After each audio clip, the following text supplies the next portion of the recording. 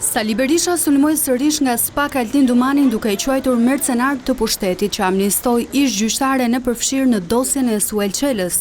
Ky mercenar që mban në burg Ilirmetën pas janë dorëzuar të gjitha dosit e këto. Ky nxori si motrën e tij, si quhet, a dini kush ishte si motra e tij? Pajtime Fetahu, Pajtimeja, Pajtime Troplini apo Pajtime Dumani. E nxori tha se është I smur, ajo mund tjetë e smur dhe unë uroj shërim. Nuk kam. Por, ju garantoj ju se 30-40% e popullatës në burgje janë të smur. Janë të smur dhe kjo është shifër e saktë që ju japun ju.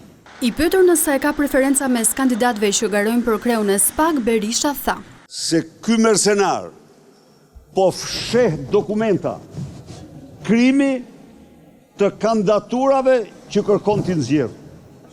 Dhe këtu do jemi. Po fsheh dokumenta që inkriminojnë kandidaturat, 2 kandidaturat që ai mbështet. Unë rezervoj të drejtën t'u them ju këtu se çdo dokumenta ka fsheh në momentin kur të dalë në skenë. Por ky kam informacionet plota se ky po fsheh dokumenta të personave që kërkon t'i kandidoj për kryetar.